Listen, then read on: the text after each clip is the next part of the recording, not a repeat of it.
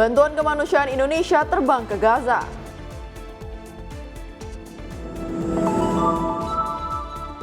Pemerintah pastikan stok beras aman dan tindak tegas pelanggar. Tinjau GPM, Kapolri ungkap ribuan beras SPHP didistribusikan. 4 pelaku curanmor bersampi dan 1 penadah dibekuk.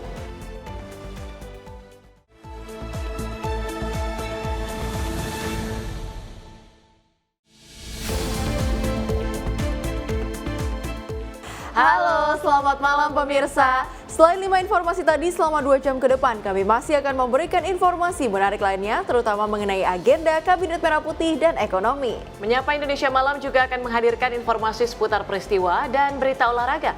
Bersama saya Tiara Dianti. Dan saya Priska Priscilla, inilah Menyapa Indonesia Malam untuk Anda.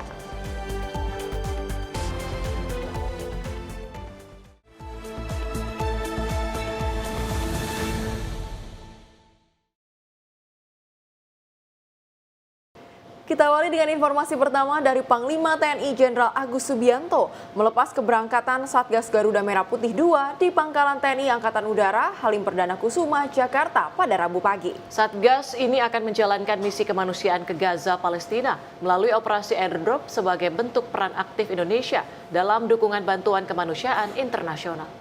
Keberangkatan Satgas Garuda Merah Putih II merupakan perintah langsung Presiden Republik Indonesia Prabowo Subianto untuk menyalurkan bantuan kemanusiaan ke Gaza melalui operasi airdrop dari Pangkalan Royal Jordania. Satgas yang diberangkatkan terdiri dari 66 personel, meliputi unsur TNI, kementerian dan lembaga, serta media nasional yang menggunakan 2 pesawat Hercules C-130C TNI AU dari Skuadron Udara 31. Dalam sambutannya, Panglima TNI Jenderal Agus Subianto menyampaikan bantuan kemanusiaan yang dikirim sebanyak 800 ton, terdiri dari bahan makanan, obat-obatan, dan kebutuhan pokok yang bersumber dari Basnas dan Kementerian Pertahanan Republik Indonesia. Cara keberangkatan Satgas Garuda Merah Putih II tahun 2025 yang akan menjalankan misi kemanusiaan ke Gaza, Palestina.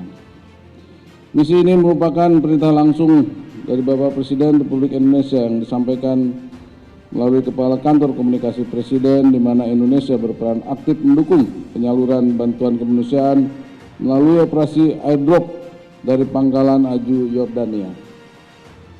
Satgas Garuda Merah Putih II menggunakan 2 pesawat Hercules C-130J TNI AU dari Skuadron Udara 31 dengan total 66 personil, terdiri dari unsur TNI, kementerian dan lembaga dan media nasional yang akan mendistribusikan total 800 ton bantuan kemanusiaan dari Basnas dan dukungan bahan makanan dari Kemhan Republik Indonesia. Ini menjadi kali kedua Indonesia mengirimkan bantuan airdrop ke Gaza, Palestina dan menempatkan Indonesia sebagai satu dari 11 negara yang aktif mengirimkan bantuan untuk masyarakat di wilayah tersebut. Dari Jakarta, Jihan Nabila, Rona Bayu, Simpo TV melaporkan. Satgas Garuda Merah Putih II resmi diberangkatkan dari Lanut Halim Perdana Kusuma menuju Gaza, Palestina. Bertepatan dengan HUT ke-80 kemerdekaan RI, Indonesia kembali mengirimkan bantuan kemanusiaan ke Gaza sebagai simbol peran aktif Indonesia dalam membantu rakyat Palestina yang terdampak konflik. Panglima TNI Jenderal Agus Subianto menegaskan bahwa pelaksanaan misi bantuan kemanusiaan ke Gaza memiliki makna khusus karena bertepatan dengan peringatan HUT ke-80 kemerdekaan Republik Indonesia.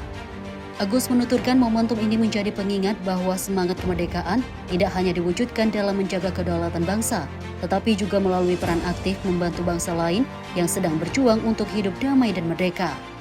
Agus juga berpesan agar seluruh personel Satgas mengutamakan keselamatan, mematuhi prosedur internasional, dan berkoordinasi erat dengan Royal Jordania Air Force, serta mitra internasional lainnya.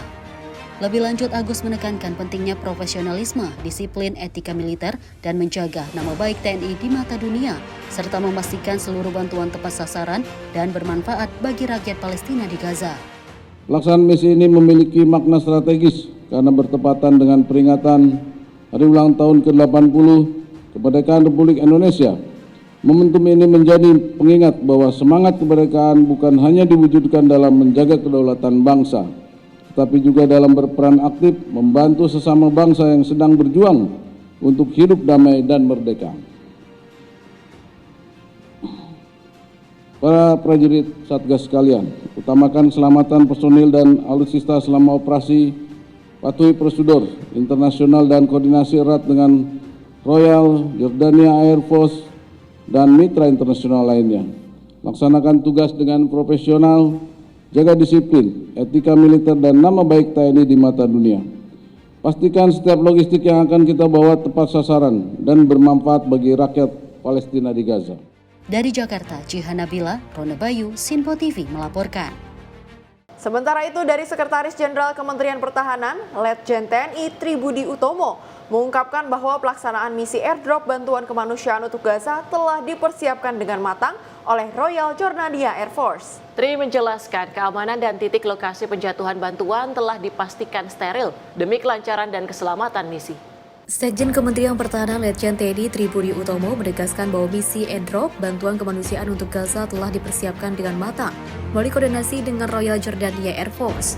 Terdapat 10 titik penjatuhan bantuan yang telah diperiksa dan dipastikan steril sehingga keselamatan personil dan keberhasilan misi dapat terjamin. Selain itu, Tri juga menjelaskan Royal Jordania Air Force telah membuka koridor khusus pada tanggal 1 hingga 24 Agustus 2025 untuk memberikan akses pengiriman bantuan kemanusiaan ke Gaza, Palestina. Jadi ini kita merupakan suatu tim yang sudah disiapkan oleh Royal Jordania Air Force. Dan tim ini sudah meninjau titik-titik lokasi dan diinfokan ada 10 titik yang akan dijadikan airdrop. Dan itu sudah dicek dan steril dan tentang keamanannya. Sehingga tidak akan seperti mungkin rekan-rekan melihat ada yang ketiban yang di TV itu kan, ya ini tidak. Jadi mereka sudah menyiapkan titik-titik airdropnya dengan baik. Demikian. Dari tanggal 1 sampai tanggal 24 ini mereka sudah membuka khusus untuk bantuan ini. Jadi mereka sudah istilahnya memberikan luang untuk kita memberikan bantuan. Dari Jakarta, Jihan Nabila, Rona Bayu, Sinpo TV melaporkan. Kita ke informasi lain, pemirsa. Pemkab Lampung Selatan memastikan peringatan Hari Ulang Tahun ke-80 Republik Indonesia pada 17 Agustus mendatang akan digelar megah di Menara Siger, Bakauheni. Bupati Lampung Selatan, Radityo Egi Pratama, menyebut momen itu akan menjadi upacara pengibaran bendera dengan panorama terbaik di Indonesia. Menurut Bupati Egi, upacara ini akan melibatkan lebih dari 4.000 peserta dan undangan mulai dari ASN, TNI Polri, mantan kepala daerah, pimpinan DPRD, Forkopimda, ketua partai politik, pimpinan organisasi, tokoh adat, tokoh agama, insan pers, hingga masyarakat umum. Setiap perangkat daerah diminta berkontribusi penuh sesuai tugas yang telah diatur dalam surat keputusan panitia. Egi menegaskan setiap detail acara harus dipersiapkan secara matang agar rangkaian kegiatan berjalan lancar dan meninggalkan kesan mendalam bagi semua pihak. Ia juga menyampaikan bahwa momen peringatan kemerdekaan ini akan menjadi sarana promosi potensi wisata Lampung Selatan, khususnya konsep agroeduwisata yang telah disepakati sebagai ciri khas daerah. Dengan latar megah Menara Siger dan juga hamparan Laut Selat Sunda, peringatan HUT RI tahun ini diharapkan tidak hanya menjadi momen nasionalisme, tetapi juga ikon pariwisata yang akan dikenal. Tim redaksi Sinpo TV melaporkan. Informasi lain dari Presiden Amerika Serikat Donald Trump memperpanjang gencatan perang dagang dengan Tiongkok selama 90 hari. Langkah ini meredakan tekanan antara dua ekonomi terbesar dunia. Kalangan dunia usaha di Amerika Serikat menyambut positif kebijakan ini yang dinilai penting untuk memberikan kepastian dan memperluas akses pasar di Tiongkok. Setelah bersikap tertutup kepada media, Donald Trump menyetujui perpanjangan gencatan perang dagang antara Tiongkok dan Amerika Serikat selama 90 hari. Trump mengunggah di Truth Social bahwa ia telah menandatangani perintah eksekutif untuk perpanjangan tersebut. Sementara pemerintah Tiongkok melalui Beijing juga melakukan hal yang sama. We've been dealing very nicely with China, as you probably have heard. They have tremendous tariffs that they're paying to the United States of America. And we'll see what happens. They've been dealing quite nicely. The relationship is very good with President Xi and myself. Batas waktu sebelumnya dijadwalkan berakhir pada Selasa 12 Agustus 2025 pukul 00.01 waktu setempat. Jika itu terjadi, Amerika Serikat bisa menaikkan tarif atas impor dari Tiongkok yaitu 30%. Dan pemerintah Tiongkok bisa membalas dengan menaikkan tarif atas ekspor Amerika Serikat ke Tiongkok. Perpanjangan ini memberi waktu bagi kedua negara untuk melanjutkan perundingan dan membuka peluang perhelatan KTT antara Trump dan Presiden Xi Jinping tahun ini. Kalangan dunia usaha di Amerika Serikat menyambut positif kebijakan ini yang dinilai penting untuk memberikan kepastian dan memperluas akses pasar di Tiongkok. Tim redaksi Sinpo TV melaporkan.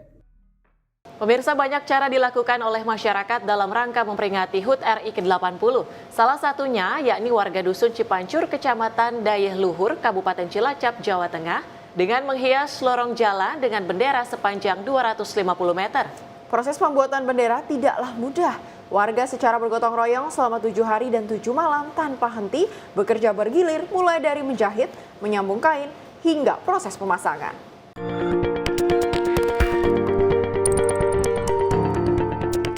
Dalam rangka memperingati Hari Ulang Tahun Kemerdekaan Republik Indonesia ke-80, warga Dusun Cipancur, Desa Dayeh Luhur, Kecamatan Dayeh Luhur, Kabupaten Cilacap, menggelar aksi unik serta spektakuler dengan memasang bendera merah putih raksasa sepanjang 250 meter dengan lebar 3,5 meter.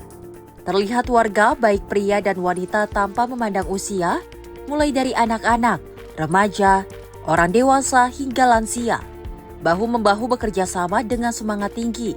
Suasana penuh kekompakan dan keramahan terlihat saat mereka menyapu jalan, memasang bendera merah putih di sepanjang lorong, dan menata hiasan-hiasan yang memeriahkan lingkungan setempat.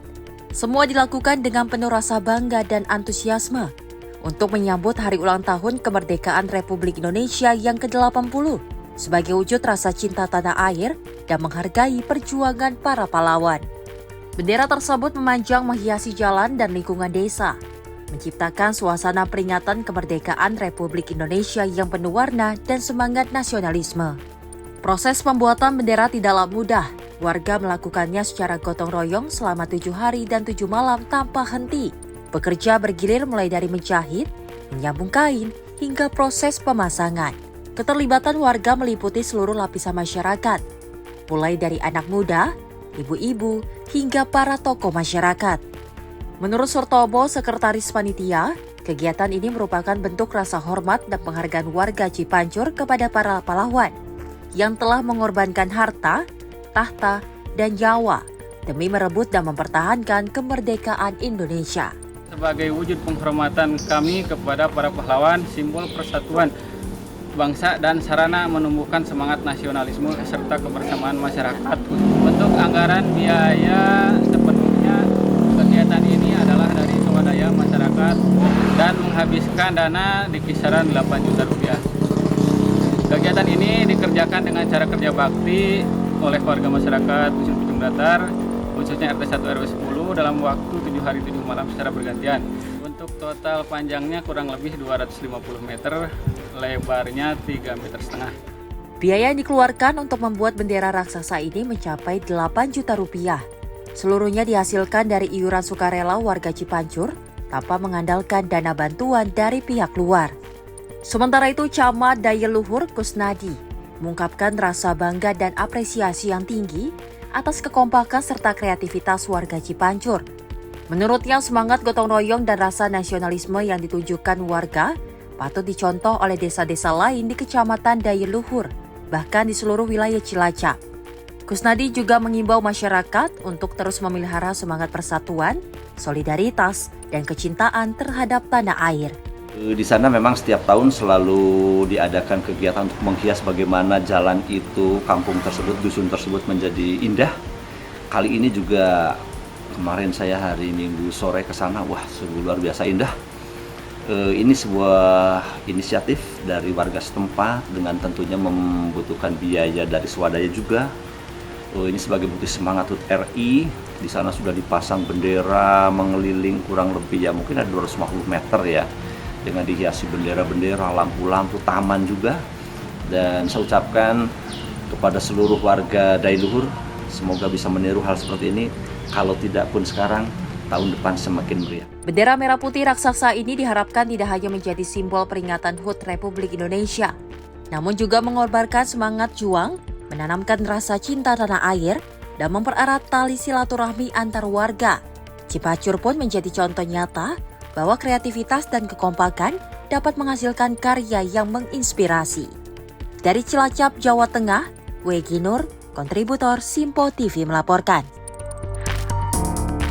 Dari Menteri Sekretaris Negara Prasetyo Hadi menyampaikan bahwa warga undangan tidak diwajibkan mengenakan pakaian adat saat upacara HUT ke-80 di Istana Negara. Ia juga menyebut kuota undangan telah terpenuhi dan meminta maaf karena keterbatasan tempat tidak memungkinkan menambah jumlah tamu. Menteri Sekretaris Negara Prasetyo Hadi menyampaikan bahwa Istana Kepresidenan tidak mewajibkan warga undangan untuk mengenakan pakaian adat saat upacara HUT ke-80 RI di Istana. Menurutnya yang terpenting adalah semangat masyarakat dalam mengikuti upacara detik-detik proklamasi pada 17 Agustus mendatang. Upacara HUT ke-80 RI ini merupakan pertama kalinya usai Presiden Prabowo Subianto resmi dilantik pada 20 Oktober 2024 lalu. Upacara peringatan digelar secara sederhana di Jakarta. Presiden Prabowo juga akan memberikan kesempatan bagi masyarakat umum untuk mengikuti peringatan detik-detik proklamasi di Istana Merdeka. Dalam keterangannya di Kompleks Istana Kepresidenan Jakarta pada Selasa 12 Agustus, Prasetyo menyebut seluruh kuota undangan bagi masyarakat sudah terpenuhi. Ia memahami antusiasme masyarakat yang ingin menyaksikan langsung upacara HUT ke-80 Republik Indonesia. Namun karena keterbatasan tempat, ia meminta maaf karena tidak dapat menampung lebih banyak tamu di luar jumlah undangan yang telah ditentukan. Tim redaksi Simpo TV melaporkan. Kementerian Sosial mempercepat pembukaan rekening kolektif bekerjasama dengan Himpunan Bank Milik Negara atau Himbara untuk mempercepat penyaluran bantuan sosial. Hal ini dilakukan guna memastikan penyaluran bansos lebih efektif dan tepat sasaran.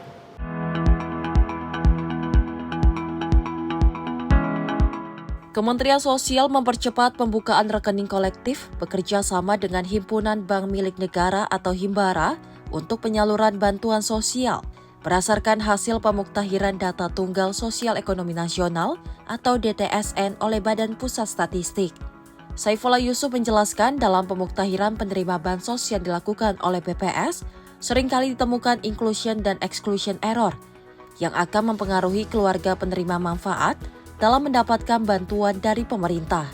Untuk itu Gus Ipul mengemukakan pihaknya telah berdiskusi dan mencari jalan keluar bersama Himbara agar pembukaan buku rekening kolektif tersebut bisa lebih dipercepat. Karena sebagaimana yang kita ketahui, setiap 3 bulan kita menyalurkan bansos dan penyaluran itu didasarkan pada hasil pemutakhiran data BPS yang paling terakhir. Pemutakhiran itu selalu saja kita temukan adanya penerima manfaat yang baru yang belum memiliki nomor rekening. Maka itu kita setiap 3 bulan sekali ketika mau menyalurkan bansos berpedoman pada DTSN yang telah dimutakhirkan oleh BPS itulah kita membuka rekening bagi keluarga penerima manfaat yang belum memiliki rekening. Nah, salah satu masalahnya adalah bahwa ketika burekol ini dilakukan, Himbara atau perbankan memerlukan waktu yang lumayan cukup panjang. Kami diskusi mencoba mencari jalan supaya bisa lebih cepat, karena insya Allah setiap 3 bulan akan ada burekol.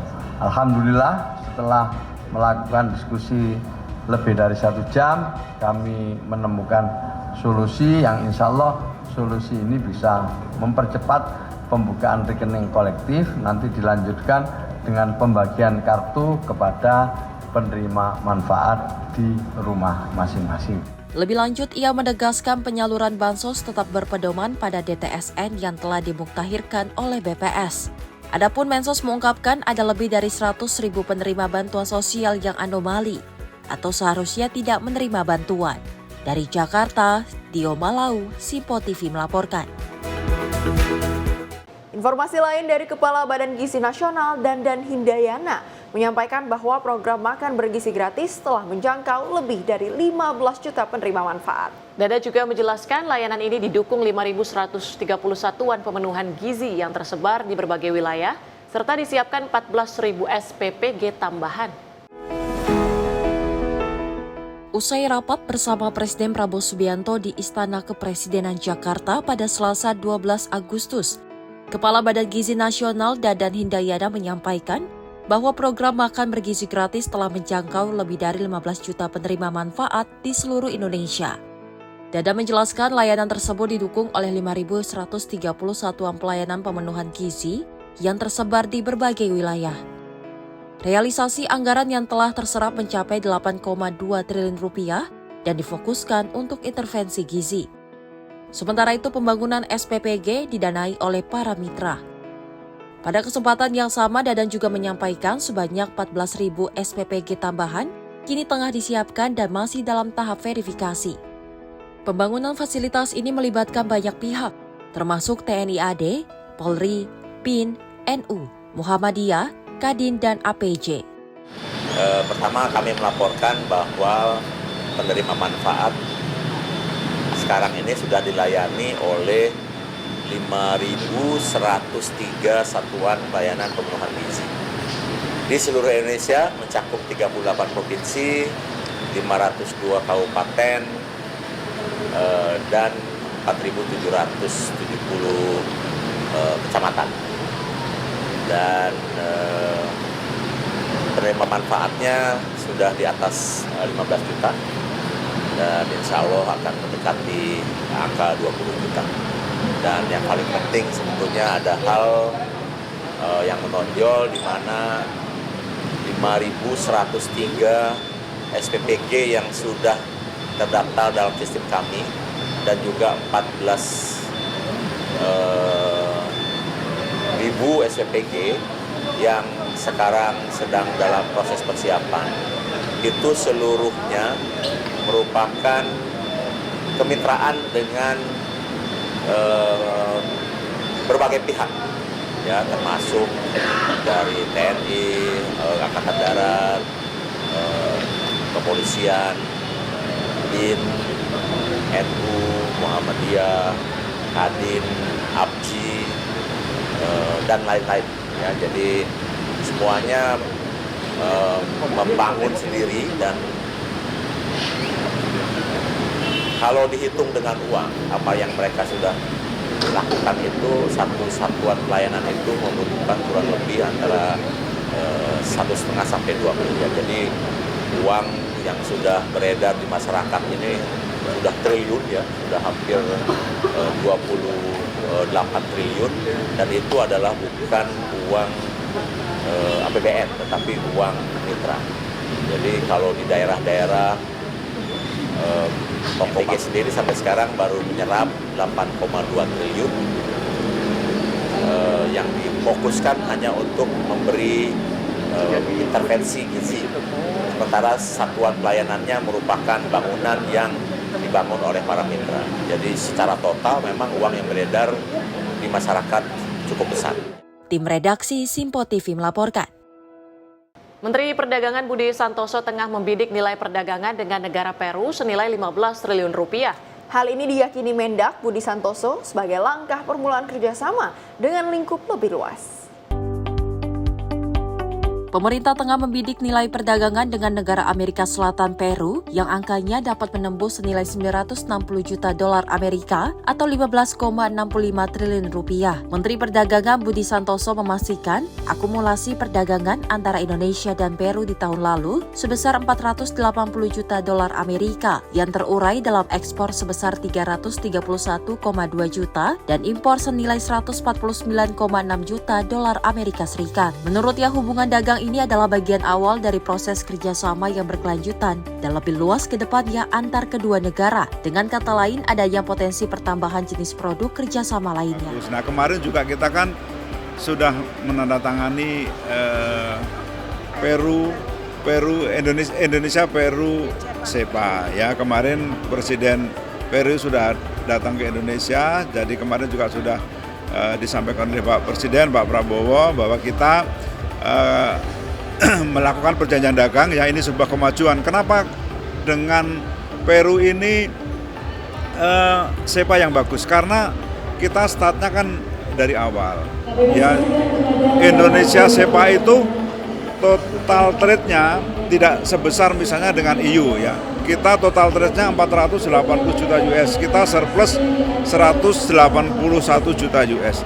Tetapi kita sudah mempunyai SEPA, jadi ada kerangkanya kerjasama dagang. Jadi ke depan kalau mau nambah item-item kerjasama yang lain itu mudah.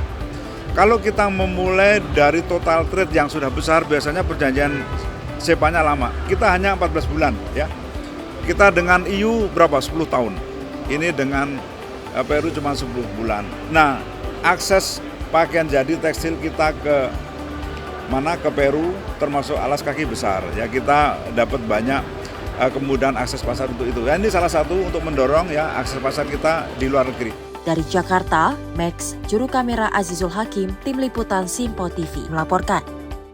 Hovifah komit mewujudkan rumah tinggal layak huni. Informasi selengkapnya usai jeda, tetaplah bersama kami.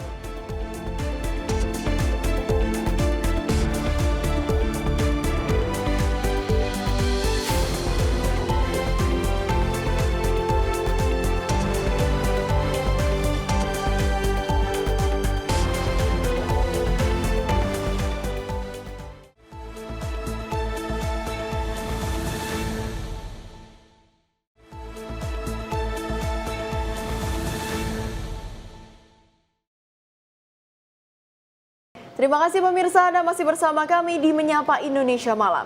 Informasi kita lanjutkan mengenai pemerintah yang memastikan ketersediaan beras nasional dalam kondisi aman dengan stok mencapai 3,9 juta ton. Menko Pangan Zulkifli Hasan menegaskan pelaku usaha yang bekerja sesuai aturan akan dilindungi, namun pelanggar akan ditindak tegas.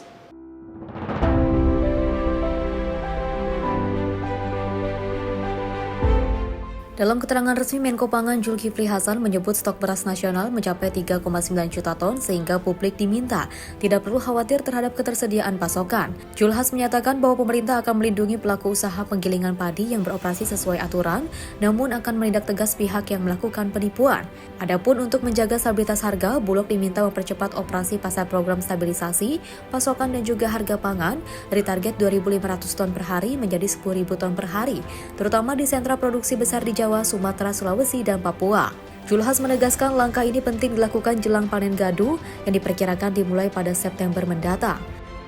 Yang pertama, saudara-saudara, ya, kami tentu memahami keresahan beberapa pengusaha penggilingan padi yang besar maupun yang kecil, yang sedang, ya. Nah, di sini pemerintah kembali menjelaskan akan menindak tegas yang benar-benar melanggar hukum, yang menipu. Ya, kalau menipu kan tegas sudah. Ya. Tetapi pelaku usaha yang bekerja sesuai aturan tentu akan dilindungi. Jadi nggak usah khawatir. Kalau yang benar bekerjanya pasti dilindungi. Tidak mungkin Pak Bareskrim orang nggak salah, apa nggak mungkin. Ya. Tapi kalau terang-terang menipu, janjinya A, jualannya C gitu. Nah, itu jelas kan. Ya. Yang kedua, saudara, kami pastikan tadi stok beras aman. Pak Kabulok melaporkan masih ada 3,9 juta ton stok beras, ya. Jadi masyarakat publik tidak usah khawatir, stok kita ada 3,9 juta ton. Jadi pasokan beras kita aman, lebih dari cukup, saudara. Dari Jakarta, Nova Danu, Rona Bayu, Simpo TV melaporkan. Pemirsa, Menteri Luar Negeri Sugiono melakukan pertemuan dengan utusan khusus Presiden Republik Korea, Honorable Choi Jong-sik di Jakarta. Pertemuan tersebut membahas penguatan kerjasama di bidang perdagangan dan investasi. Menlu juga menjalin kerjasama dengan WIPO untuk mendukung pembangunan berkelanjutan.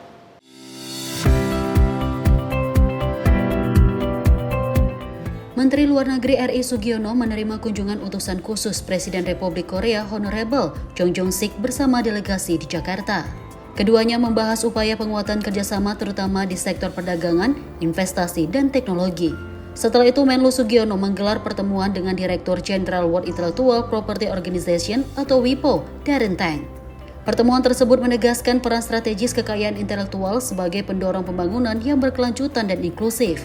Dalam kesempatan itu, Menlu Sugiono dan Dirjen WIPO menyaksikan penandatanganan Letter of Intent antara Kemlu RI dan WIPO untuk membentuk program pelatihan bagi para diplomat Indonesia.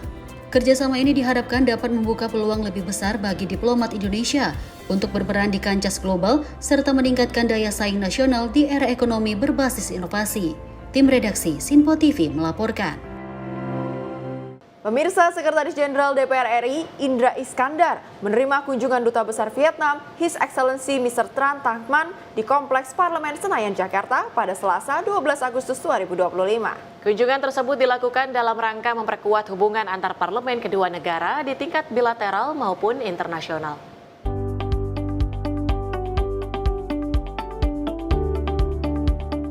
Sekretaris Jenderal DPR RI Indra Iskandar menerima kunjungan Duta Besar Vietnam His Excellency Mr. Tran Thanh Man di Kompleks Parlemen. Pertemuan ini menjadi momen penting dalam upaya penguatan kerjasama antar parlemen Indonesia dan Vietnam. Indra Iskandar menegaskan, kerjasama tersebut tidak hanya di tingkat bilateral, namun juga pada forum regional seperti Parlemen ASEAN dan Asia, serta forum-forum internasional seperti Interparliamentary Union atau IPU. Menurutnya, hubungan yang telah terbina baik selama ini diharapkan untuk terus diperkuat dengan cara mendorong diplomasi parlemen yang lebih efektif. Tersebut ya, tentu kunjungan selama ini terus memperkuat kerjasama antar parlemen ya, Parlemen Indonesia dan Parlemen Vietnam, juga di Parlemen kawasan, Parlemen ASEAN, Parlemen Asia, bahkan juga di Parlemen Internasional IPU. Itu sudah Indonesia dengan Vietnam itu selama ini kerjasama secara baik. Ini terutama adalah dalam hal memberikan hospitality pada anggota dewan ya, bagaimana menggunakan misalnya teknologi digital, dan mungkin juga nanti kemudian kita saling bertukar staf untuk belajar dalam pengelolaan parlemen. Kerjasama yang semakin kokoh antara Parlemen Indonesia dan Vietnam diharapkan dapat memberikan manfaat nyata bagi hubungan diplomatik kedua negara serta masyarakat secara lebih luas. Tim redaksi Sinpo TV melaporkan. Pemirsa, warga Gaza menggelar proses pemakaman untuk 2 jurnalis Al Jazeera yang tewas dalam serangan udara Israel di bagian barat Gaza. Serangan tersebut menyasar tenda tempat para jurnalis bekerja.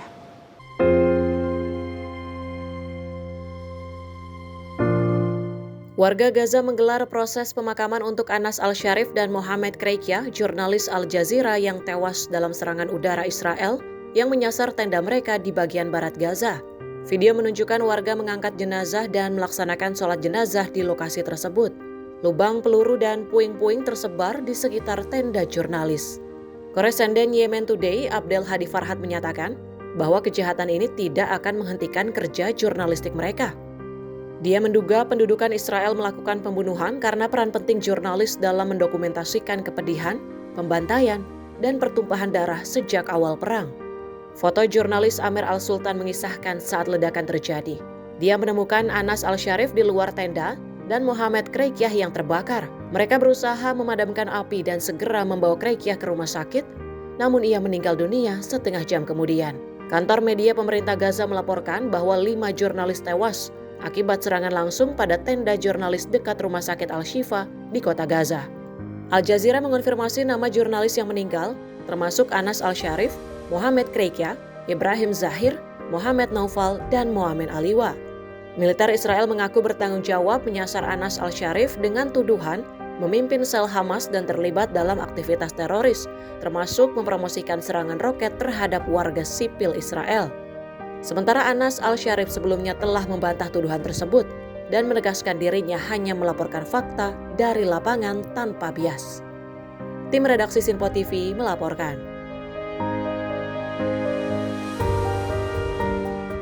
Dari Gubernur Jawa Timur, Khofifah Indar Parawansa mengapresiasi kolaborasi dengan Kodam 5 Brawijaya bersama pemerintah Provinsi Jawa Timur mewujudkan rumah tinggal layak huni bagi masyarakat Jawa Timur. Kolaborasi ini menyasar 158 unit rumah untuk direhabilitasi yang tersebar di 12 kecamatan di Kabupaten Pacitan. Gubernur perempuan pertama di Jatim ini berkesempatan meninjau 2 unit rumah atas nama Pargiem, RT 001 RW 2 Ngasemblo Singo, dan Tulus RT 002 RW 02 Ngasemblo Singo di Kecamatan Pacitan yang siap direnovasi. Gubernur Kofifa juga menuturkan bahwa tujuan Rutilahu ini adalah membantu mewujudkan masyarakat miskin memiliki rumah tinggal layak huni. Program ini menyasar masyarakat yang masuk dalam kategori rumah tangga miskin. Rumah tangga miskin selanjutnya memiliki 6 indikator kemiskinan, antara lain lantai rumah masih berupa tanah, dinding rumah terbuat dari bilik bambu, sesek, gedek, tidak memiliki jendela dan ventilasi udara, tanah milik pribadi dan tidak bermasalah, tidak memiliki aset lain selain rumah, sebesar kurang lebih dari 500.000 dan penghasilan tidak tetap. Dari rumah tidak layak huni menjadi rumah tinggal layak huni. Insya Allah kita bersama-sama berproses dan tiap tahun selalu ada program kerjasama baik dengan Kodam 5 Berjalan maupun dengan Lantamal 5 Surabaya. Harapan kita tentu bahwa kebutuhan dasar masyarakat kita makin banyak yang sudah bisa terpenuhi. Tim redaksi Sinpo TV melaporkan. Pemirsa, Ketua DPR RI Puan Maharani menerima kunjungan kehormatan utusan khusus Presiden Republik Korea Selatan Cho Jong-sik pada Selasa siang di Kompleks Parlemen Senayan, Jakarta. Dalam pertemuan ini mendorong pembahasan pembaharuan untuk para pekerja migran Indonesia atau PMI di Korea Selatan yang saat ini masih tertunda.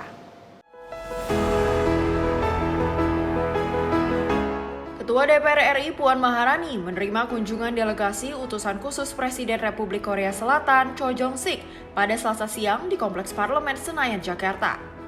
Dalam kunjungan ini, Puan mendorong pembahasan pembaharuan untuk pekerja migran Indonesia atau PMI di Korea Selatan yang saat ini masih tertunda. Kedatangan utusan khusus Presiden Korea Selatan adalah sebuah kehormatan bagi DPR RI. Pertemuan tersebut diharapkan dapat mempererat hubungan bilateral antara Indonesia dengan Korea Selatan semakin berkembang positif. Hal ini mengingat di tengah dinamika ketidakpastian yang sedang terjadi di dunia. Oleh karena itu, kedua negara diperlukan untuk memperkuat kerjasama dalam rangka memajukan perdamaian, stabilitas, dan juga kesejahteraan kawasan. Pasalnya, Indonesia dan Korea Selatan memiliki kesamaan nilai, yaitu menjunjung demokrasi, hak asasi manusia, juga rule of law. Dari Jakarta, tim redaksi Sinpo TV melaporkan.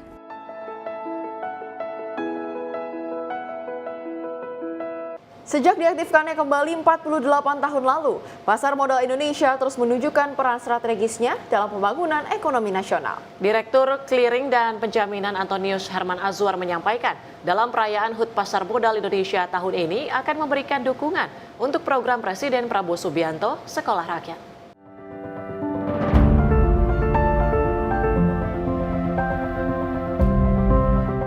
Otoritas Jasa Keuangan atau OJK bersama dengan Self-Regulatory Organization atau SRO yang terdiri dari PT Bursa Efek Indonesia, BI, PT Clearing Penjaminan Efek Indonesia, KPEI, dan PT Kustodian Sentra Efek Indonesia atau KSEI memperingati 48 tahun diaktifkannya kembali pasar modal Indonesia yang mengusung tema mewujudkan ekonomi mandiri, berdaulat, dan maju bersama.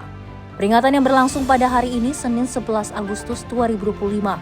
Diawali dengan acara seremoni pembukaan perdagangan di Main Hall Bay, Jakarta. Pada tahun ini, di usia yang ke-48 diaktifkannya kembali pasar modal Indonesia, kami mengangkat tema mewujudkan ekonomi mandiri, berdaulat, dan maju bersama. Tema ini sejalan dengan komitmen pemerintah atas pentingnya membangun kemandirian ekonomi di tengah situasi global yang penuh ketidakpastian, serta komitmen untuk membangun fondasi ekonomi yang berdaulat untuk kemajuan bersama. Logo HUT ke-48 pasar modal ini mengusung desain yang kaya akan simbolisme, menggabungkan angka 48, motif batik, sayap burung Garuda, serta nuansa biru dan hijau sebagai representasi dari kesinambungan, ketahanan, keberlanjutan perjalanan pasar modal Indonesia selama hampir setengah abad.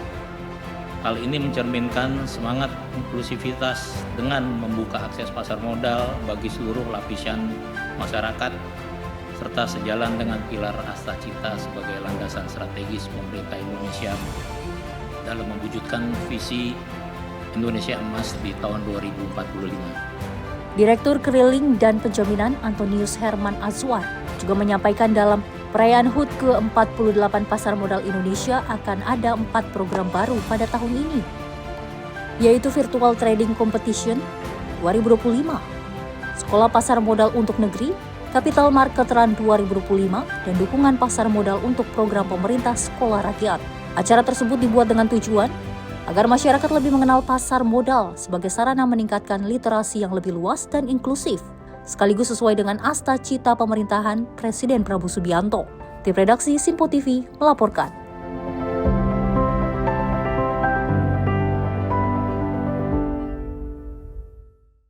Pemirsa, produksi gas nasional pada semester pertama, Menteri SDM 2025 mencatatkan kinerja gemilang.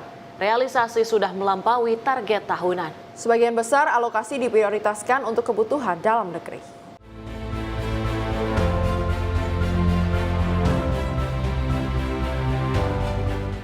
Dalam laporan kinerja semester pertama, Menteri Energi dan Sumber Daya Mineral Bahlil Lahadalia mengungkapkan target produksi gas yang ditetapkan dalam APBN, yakni 1.005 MBOEPD untuk 1 tahun, telah terlampaui pada 6 bulan pertama hingga Juni 2025. Realisasi produksi mencapai 1.146,4 MBOEPD. Dari total produksi gas, 69% dialokasikan untuk pasar domestik. Sebesar 38% diantaranya digunakan untuk industri hilirisasi yang memberikan nilai tambahan dalam negeri, menghemat devisa, serta mendorong ekonomi daerah. Sisanya untuk jaringan gas rumah tangga dan industri lainnya. Hanya 31% gas yang diekspor dengan pertimbangan memenuhi kontrak kerjasama yang sebelumnya sudah disetujui. Sampai dengan hari ini belum pernah kita impor gas. Sampai dengan hari yang saya bicara ini. Jadi kita masih mampu mengelola antara komitmen kita dengan luar negeri dengan konsumsi dalam negeri.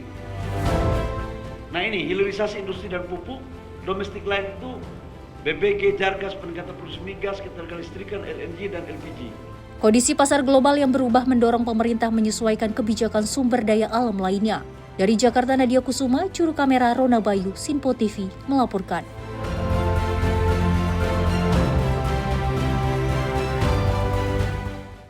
Calon Presiden Kolombia tewas ditembak saat kampanye. Informasi lengkapnya usai jeda, tetaplah bersama kami di Simpo TV.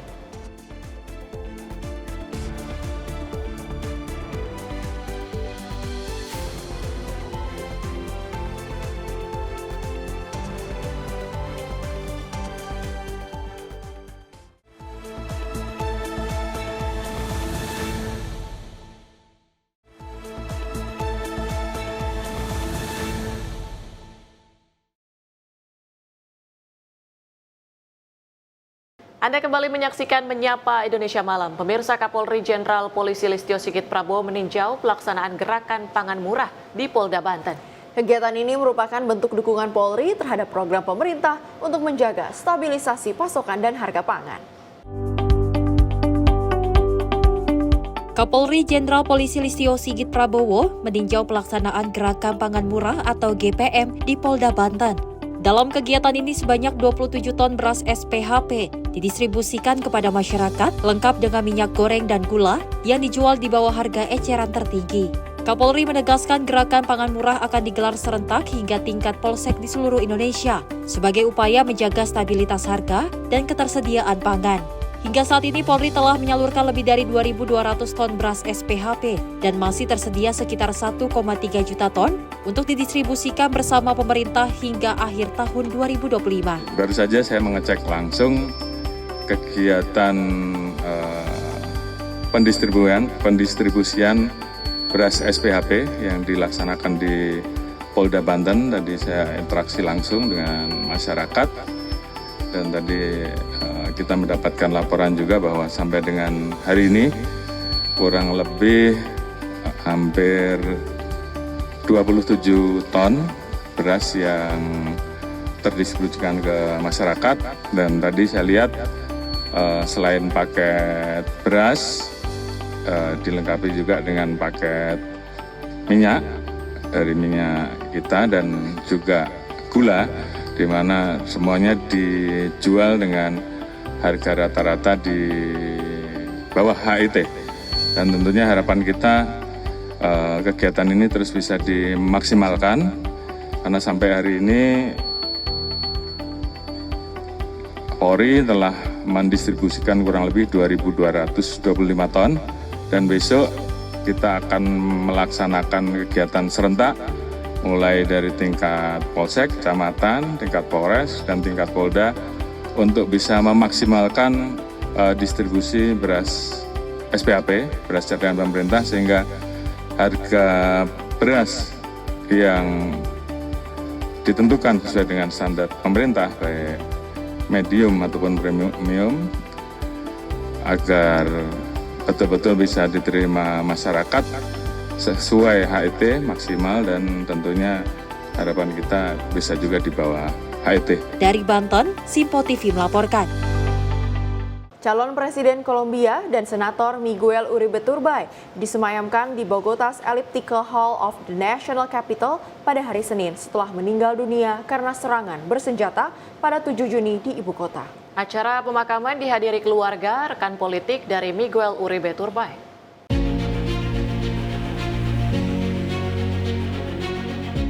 Jenazah Miguel Uribe Turbay disemayamkan di Hall Elliptical Capitol Nasional untuk diberi penghormatan oleh keluarga, teman, dan sesama senator. Istri, anak tiri, dan ayahnya turut hadir dalam acara duka. Wakil Ketua Senat Ana Paula Agudelo mengajak semua pihak bekerja sama untuk Kolombia tanpa kekerasan sebagai warisan Uribe Turbay. Akses pemakaman terbatas untuk keluarga dekat, namun publik dapat memberi penghormatan pada hari Selasa pagi. Setelah itu jenazah akan dibawa ke Katedral Primatal untuk misa pemakaman dipimpin Uskup Agung Bogota, Luis Jose Rueda. Uribe Turbay ditembak 2 kali di kepala oleh seorang remaja saat kampanye di Fontibon pada 7 Juni 2025. Penyelidikan masih berlanjut dengan penangkapan 6 orang termasuk pelaku yang berusia 15 tahun. Tim redaksi Simpo TV melaporkan. Kita ke informasi lain pemirsa, guna menyemarakan hari ulang tahun kemerdekaan RI ke-80 tahun, PT KAI Daob 1 Jakarta membuka promo Merdeka dengan memberikan potongan harga sebesar 20% bagi calon penumpang yang akan berangkat khusus di tanggal 17 Agustus mendatang. Para calon penumpang bisa memburu promo Merdeka tersebut di seluruh kanal resmi KAI yang dimulai 12 Agustus 2025.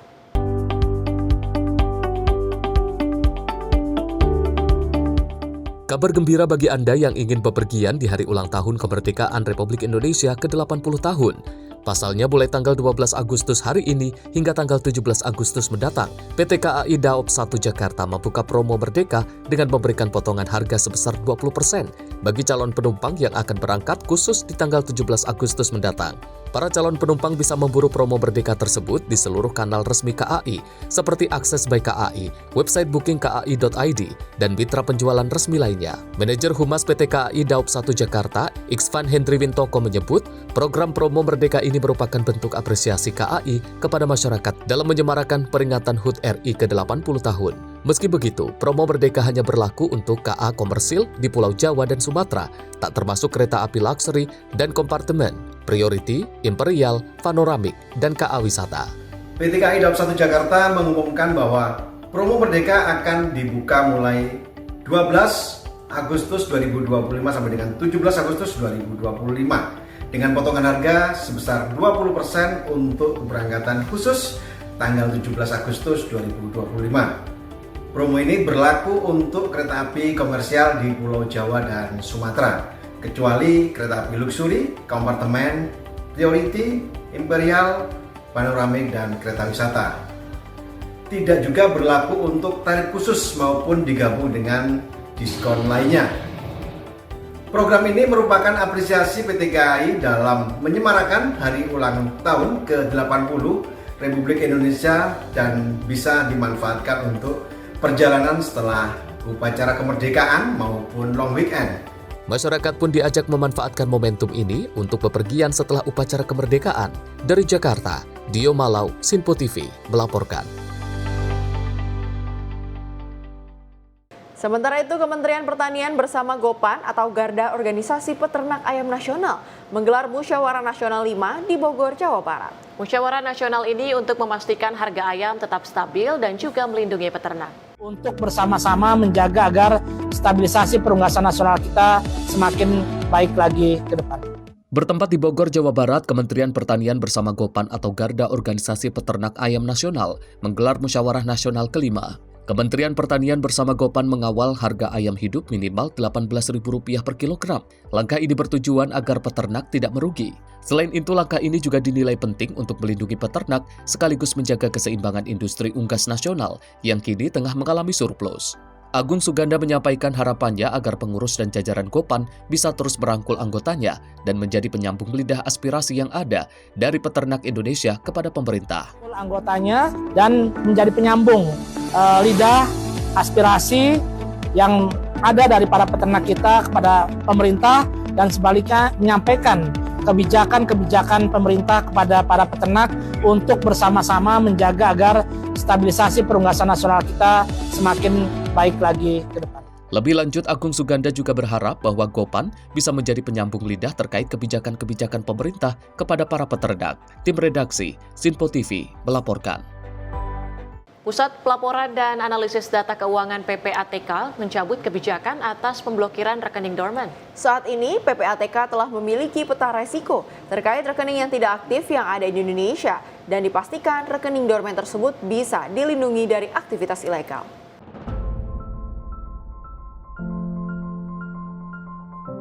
Melalui Deputi Pelaporan dan Pengawasan PPATK, Fitriadi, Pusat Pelaporan dan Analisis Data Keuangan atau PPATK saat ini telah mencabut kebijakan atas pemblokiran rekening dorman. Sesuai dengan arahan Kepala PPATK, Ivan Yustia Vandana, koordinasi juga telah dilakukan terhadap pihak bank untuk melakukan pembukaan rekening yang sempat terblokir.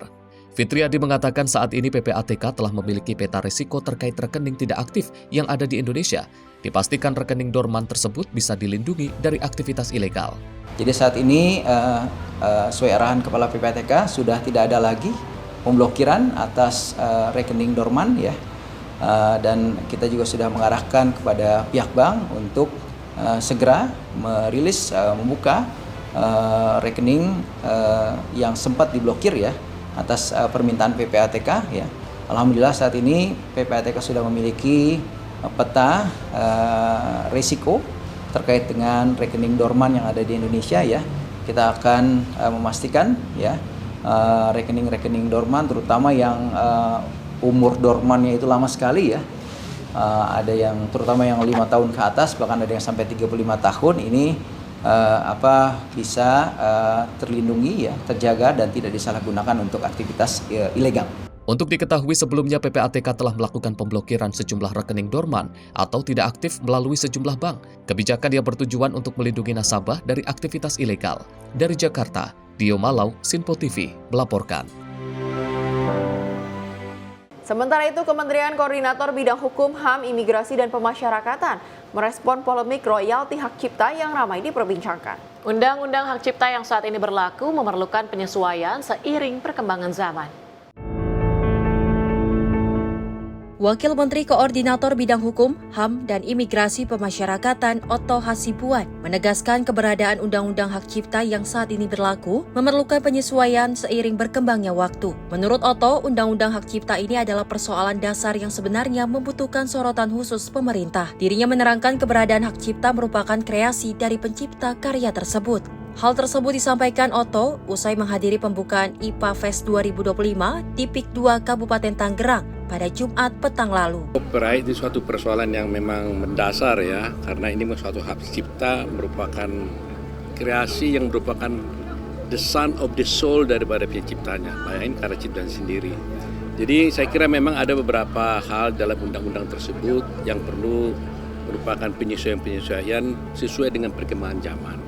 Ya, penerapan tentang bagaimana LMK untuk menerapkan pungutan-pungutan dari masyarakat juga menjadi perhatian kita juga.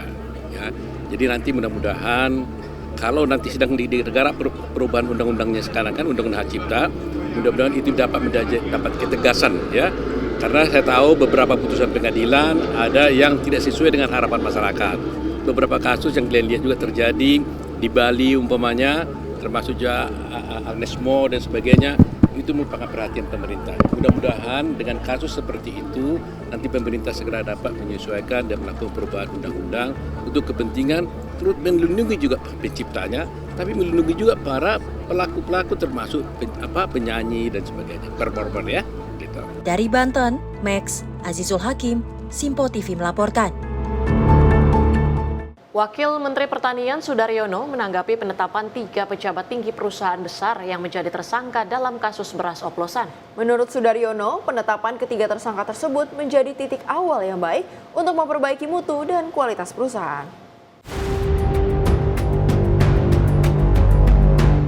Satgas Pangan Polri sebelumnya telah menetapkan 3 orang tersangka dalam kasus beras yang tak sesuai dengan mutu standar dalam kemasan atau beras oplosan.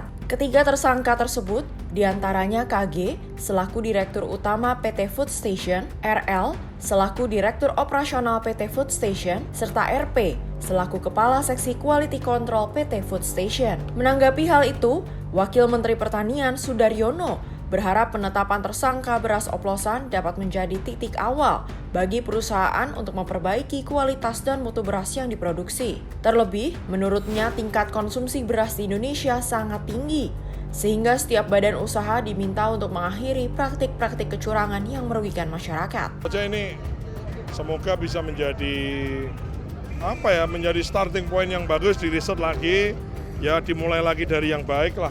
Saya kira harus kita sudahi lah praktek-praktek di mana ya volumenya kurang, kemudian mutunya ternyata keliru dan harganya mahal. Tentu saja yang dirugikan kan masyarakat ya. Kita ini kan konsumsi berasnya kan besar. Nah itu ya masyarakat kan dirugikan ya. Tentu saja ini di era yang sekarang kita tata semua dengan baik lah. Insya Allah nanti semuanya akan jadi baik semuanya ya. Oke, makasih. Dari Jakarta, Sri Dewi Andayani, Rona Bayu, Simpo TV melaporkan. Sementara itu, Sekretariat Jenderal DPR RI berkomitmen mewujudkan tata kelola instansi yang bersih dan akuntabel melalui penguatan sistem manajemen anti-fraud dan pelaksanaan aksi pencegahan korupsi. Hal ini sebagai aksi nyatanya dalam seminar nasional dengan rangkaian launching ISO 37001 Sistem Manajemen Anti Penyuapan di Jakarta.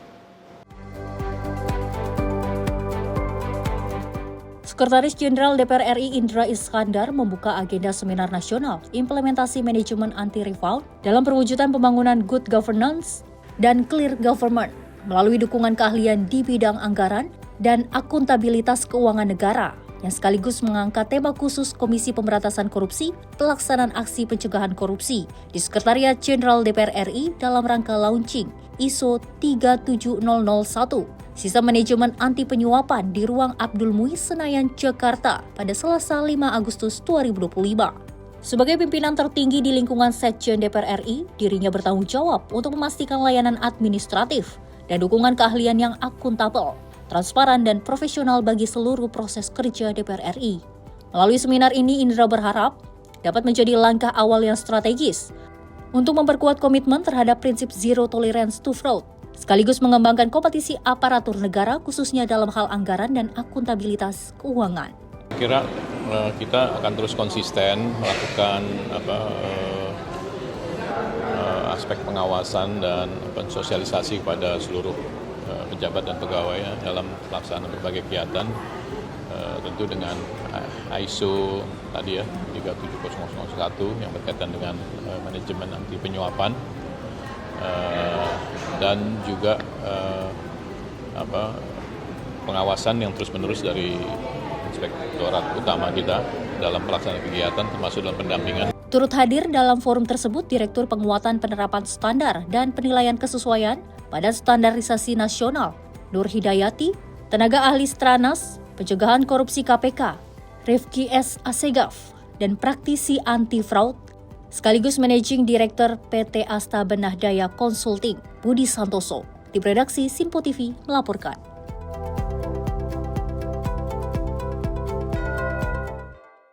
Diduga sebagai bandar narkoba, pekerja bangunan ditangkap. Informasi selengkapnya akan kami hadirkan usai jeda. Tetaplah bersama kami.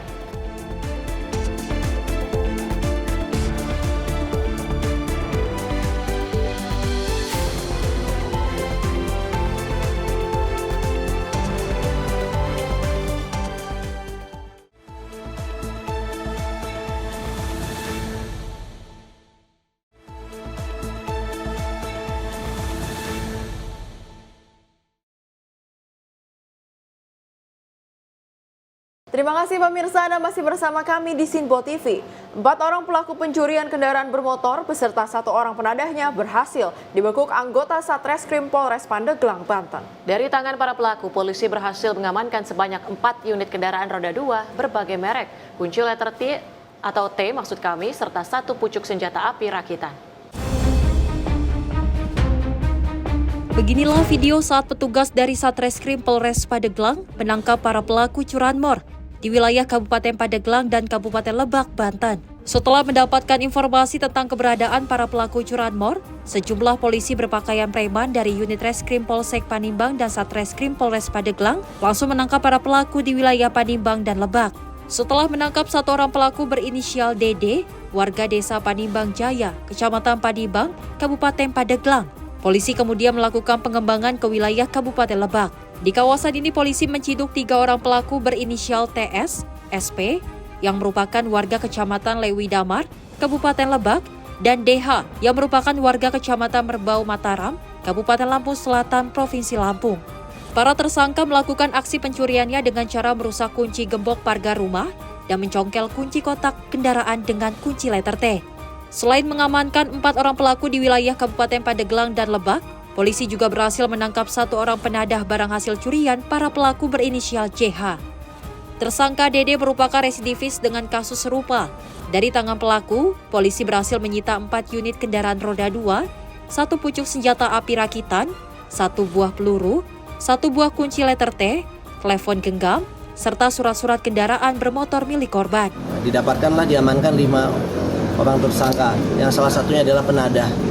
Dari salah satu tersangka ini, pada saat kita lakukan penangkapan, berupaya melakukan perlawanan, dan bahkan kita temukan juga senjata api berikut dengan amunisinya dengan kaliber 3,8, senjata rakitan. Kemudian kita amankan dari semua ini, ternyata pengembangan dari 3 TKP yang berada di wilayah Pandeglang. Sementara pelaku DD yang kerap beraksi menggunakan senjata api rakitan mengaku jika senjata api rakitan tersebut ia dapatkan dari warga Cipanas, Kabupaten Lebak, dan telah 3 kali melakukan aksi pencuriannya. Pelaku juga mengaku jika untuk 1 unit kendaraan roda 2 hasil curiannya dijual seharga 3 sampai 4 juta rupiah kepada penadah. Cipanas. Itu dari warga atau dari ini? Dari warga. Itu rakit sendiri atau gimana? Rakit sendiri atau gimana? Itu udah curi motor udah berapa kali pakai senjata itu? Setiap mau itu, Pak. Setiap mau beraksi pakai itu. Udah berapa kali, Pak? Baru 3, Pak. Udah 3. Tapi udah ada korban nggak? Belum ada, Pak. Belum ada. Cuma buat ini aja. Untuk mempertanggungjawabkan perbuatannya, kelima pelaku kini mendekam di ruang tahanan Polres Pandeglang dan dijerat dengan pasal 480 KUHPI dan pasal 363 KUHP dengan hukuman 4 hingga 7 tahun penjara. Dari Pandeglang, Banten, Firman Arif, kontributor Sinpo TV melaporkan. Sebuah pesawat kecil yang sedang melakukan pendaratan tiba-tiba menabrak pesawat lain yang sedang parkir di Bandara Montana, Amerika Serikat. Insiden ini memicu kebakaran hebat di area bandara. Pesawat bermesin tunggal jenis Sokata TBM 700 turboprop berupaya melakukan pendaratan pada Senin 11 Agustus pukul 14.00 waktu setempat di Bandara Kalispell City, Montana.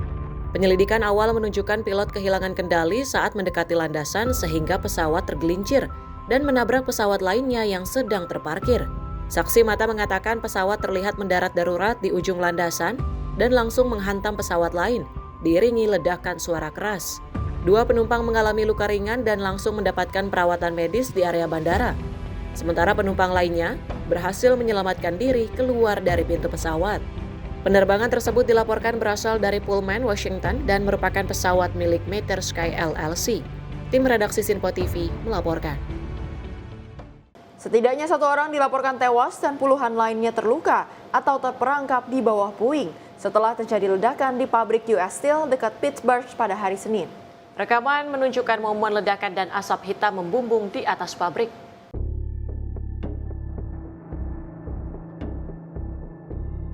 Ledakan mengguncang pabrik US Steel Clairton Coke Works yang terletak di selatan Pittsburgh pada hari Senin 11 Agustus 2025. Setidaknya 1 orang dilaporkan tewas sementara puluhan lain terluka atau terperangkap di bawah puing. Rekaman video menunjukkan momen ledakan besar di pabrik itu disertai kepulan asap hitam yang membumbung tinggi. Tim darurat segera diturunkan untuk melakukan penyelamatan dan evakuasi di tempat kejadian. Menurut pihak berwenang, 2 pekerja masih dinyatakan hilang dan sedang dicari. Pabrik ini mempunyai ribuan pekerja dan merupakan salah satu operasi coking terbesar di Amerika Utara. Penyebab ledakan masih dalam penyelidikan. Tim redaksi Sinpo TV melaporkan. Kebakaran melanda sejumlah pemukiman dan 1 usaha konveksi yang berada di Jalan Jembatan Besi 9 Tambora, Jakarta Barat pada Rabu siang. Salah satu sekolah yang berada di dekat lokasi kebakaran terpaksa menghentikan aktivitas belajar mengajar mereka.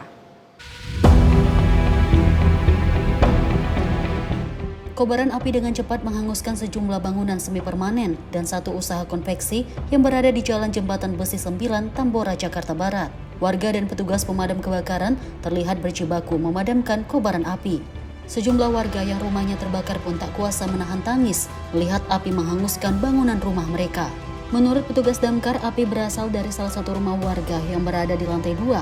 Sebagian warga pun terlihat menyelamatkan barang-barang yang masih tersisa dari peristiwa kebakaran. Saat ini petugas masih menyelidiki asal mula penyebab kebakaran. Sementara api berhasil dipadamkan 1 jam kemudian setelah 18 unit mobil dan 90 personel pemadam dikerahkan ke lokasi. Informasinya dari petugas melihat asap tebal dari pos Jembatan Baru, Pak. Ya, Jembatan Besi Baru. Objek 3 rumah tinggal dan 1 konveksi. Alamatnya Jalan Jembatan Besi RT 04 RW 06 Kelurahan Jembatan Besi Kecamatan Tambora. Sudah padam, Pak, tinggal pendinginan dan kita menyusun temperatur panas bara-bara. Tidak ada korban jiwa dalam insiden ini, namun kerugian materi diperkirakan mencapai ratusan juta rupiah. Dari Jakarta, Ilham Adriansyah, Sinpo TV melaporkan. Merasa uang di dalam tasnya hilang, seorang WNA asal unit Emirat Arab mengamuk di lobi sebuah hotel di Kalibata, Jakarta Selatan. WNA ini mengamuk dan membuat kegaduhan untuk meminta pertanggungjawaban pihak hotel. Tugas gabungan yang datang ke lokasi mengamankan pelaku dengan ambulans dan membawanya ke kantor imigrasi Jakarta Selatan.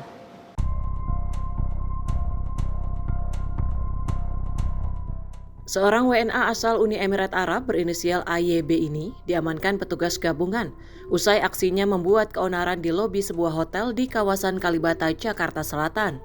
WNA bertubuh tambun ini meronta-ronta dan berusaha melukai dirinya sendiri saat petugas gabungan berusaha mengamankannya.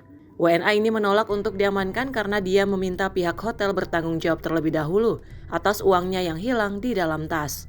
Namun pihak hotel membantah dan memastikan bukan pihaknya yang menyebabkan uang AYB hilang dengan mengkonfirmasi porter yang membantu membawakan tasnya. Seorang warga negara Emirat Arab, dia mengamuk karena merasa dia kesal pada waktu itu dia membawa barang. Kemudian dari barang itu diturunkan oleh seorang porter ya untuk membantu. Ternyata di tas itu tasnya sudah terbuka dan dia melihat bahwa dengan terbukanya itu dia merasa kehilangan uang. Petugas gabungan yang berhasil mengamankan AYB selanjutnya menyerahkan ke kantor imigrasi Jakarta Selatan dengan menggunakan ambulans. Dari Jakarta, kontributor Sinpo TV melaporkan. Diduga sebagai bandar narkoba, seorang pria yang mengaku sebagai pekerja bangunan ditangkap Satuan Reserse Narkoba Polrestabes Medan. Pelaku ditangkap di area perkebunan di kawasan Pancur Batu, Deli Serdang, Sumatera Utara pada Selasa sore.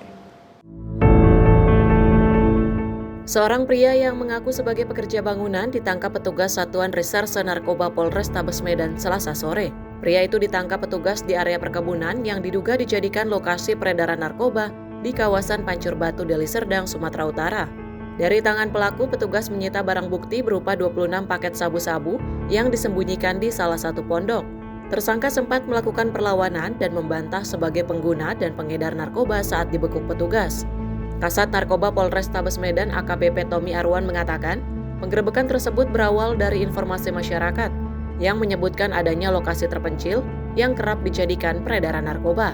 Dari tersangka tersendiri kita menemukan dan mendapatkan poketan sabu sebanyak 26 poket dan juga beberapa alat hisap bong di tempat barak narkobanya.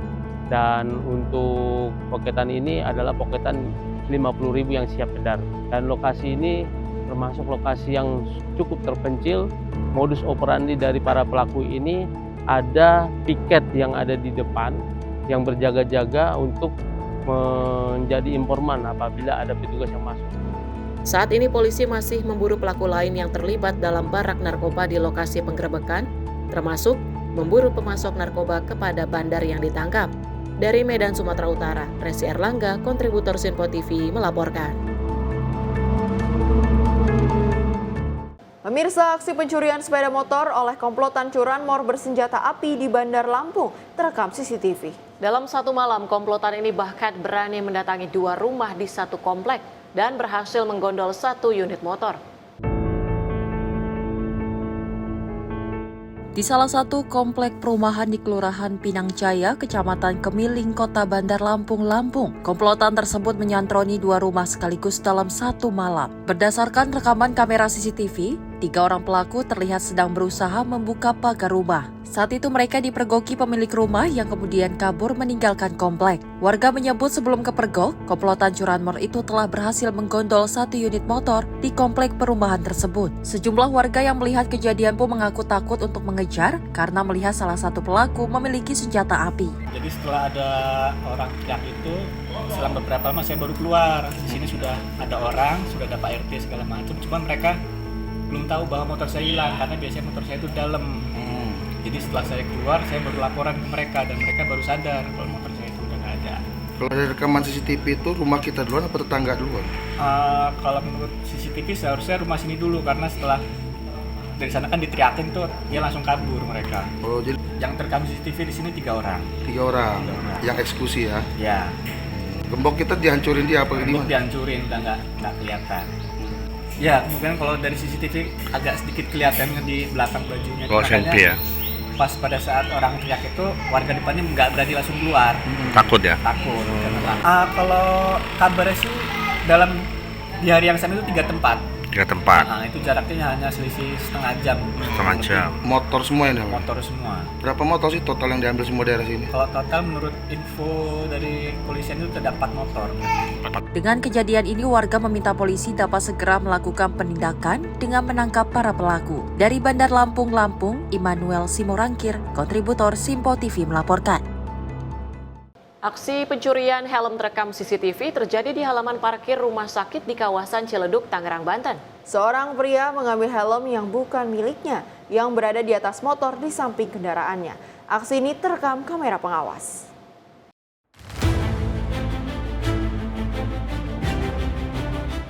Inilah rekaman kamera pengawas yang memperlihatkan aksi seorang pria mencuri helm di halaman parkir salah satu rumah sakit yang berada di Ciledug, Tangerang, Banten beberapa hari lalu. Pria yang mengenakan jaket ojek online ini berjalan bersama anaknya menghampiri motornya yang sedang diparkir.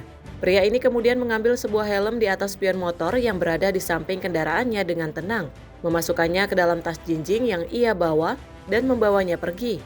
Menurut keterangan warga di sekitar lokasi, pelaku yang mengambil helm itu diduga adalah keluarga pasien yang dirawat di rumah sakit tersebut.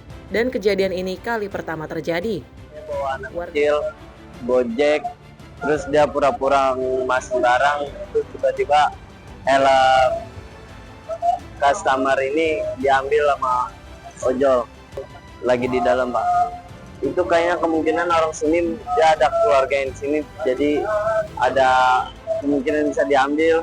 Kalau kejadiannya baru kali ini, tapi waspada aja dah. Warga diminta waspada atas kejadian pencurian helm ini. Sementara kasusnya telah dilaporkan ke Polsek Ciledug. Dari Tangerang, Banten, kontributor Sinpo TV melaporkan.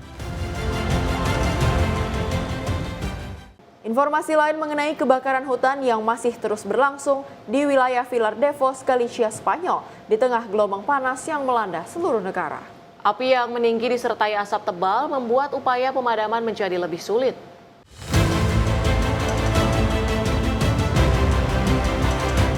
Kebakaran hutan besar terjadi di Galicia, Spanyol, di mana petugas pemadam kebakaran terus berjuang memadamkan api yang membakar di wilayah Vilar Devos. Rekaman menunjukkan pesawat penyemprot air memadamkan api dari udara, sementara asap tebal nampak membumbung tinggi. Warga setempat terlihat mengamati kebakaran dari jalan raya, sementara petugas keamanan dan penyelamat siaga di lapangan. Beberapa kebakaran lain juga terjadi di Chandreksa, Dekwesa, di mana api telah melahap lebih dari 3.000 hektar hutan, serta di Philadelphos yang mengalami kebakaran seluas 580 hektar. Kebakaran di Moyalde juga menyebabkan status alert level 2 karena api semakin mendekati perumahan warga.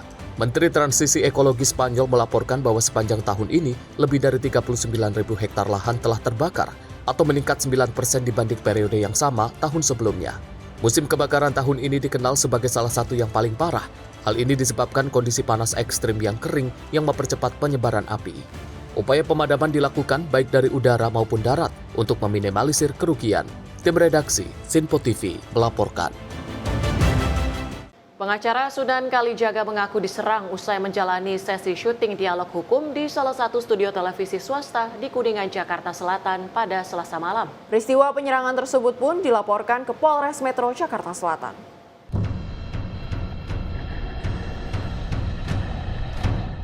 Sebuah rekaman video amatir viral di media sosial. Video amatir ini berisi video keributan di salah satu stasiun TV usai program debat. Dalam rekaman video yang viral di media sosial ini, keributan melibatkan pengacara Sunan Kalijaga dengan orang lain.